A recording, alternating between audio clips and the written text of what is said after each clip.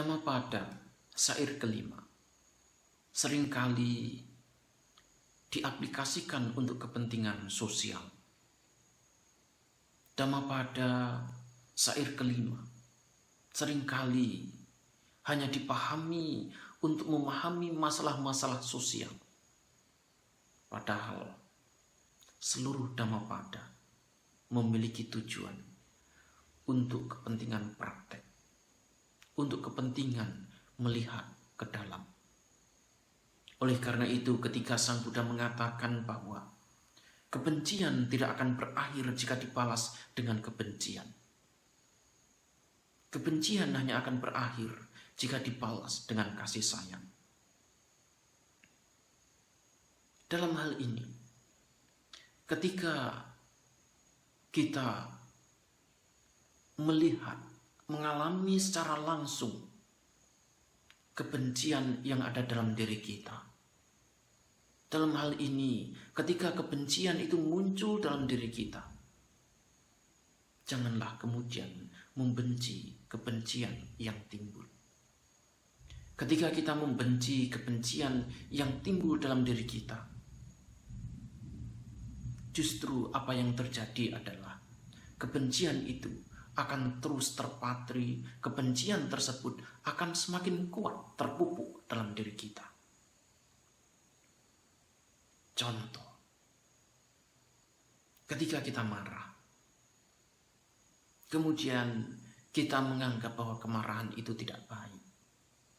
Ketika kemarahan itu muncul dalam diri kita, kita berusaha keras semaksimal mungkin untuk menghilangkan kemarahan itu dari dalam diri kita. Ini adalah sikap yang sesungguhnya memusuhi diri sendiri.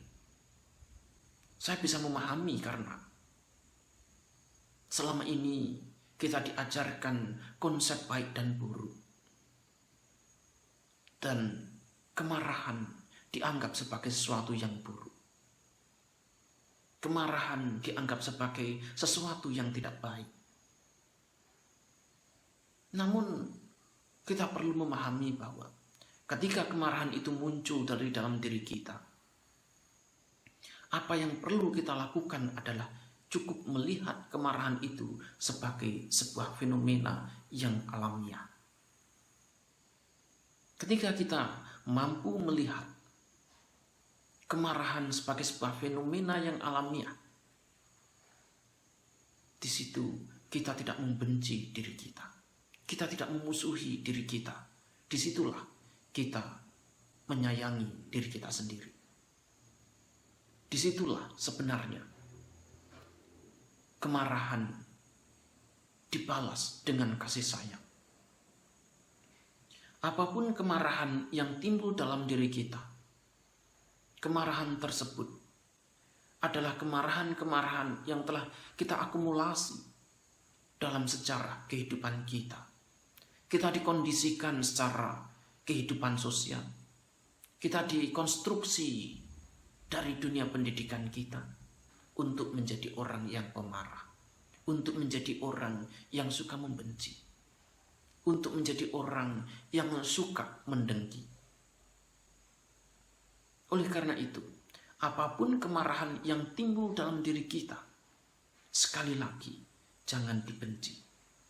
Lihatlah kemarahan tersebut sebagai sebuah fenomena yang alamiah, fenomena yang natural, fenomena yang selalu timbul dan tenggelam karena memang kondisi yang masih memungkinkan kemarahan itu bisa muncul dalam diri kita.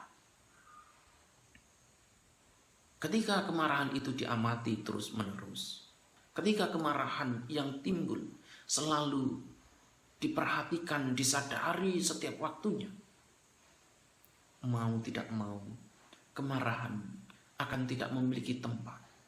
Mau tidak mau, kemarahan akan luntur. Mau tidak mau, kemarahan kemudian akan pudar, lenyap secara total.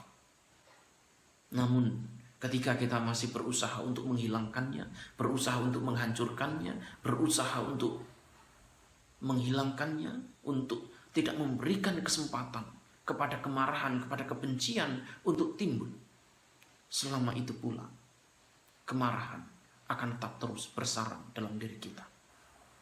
Berikanlah kesempatan kepada kemarahan untuk muncul, untuk termanifestasi.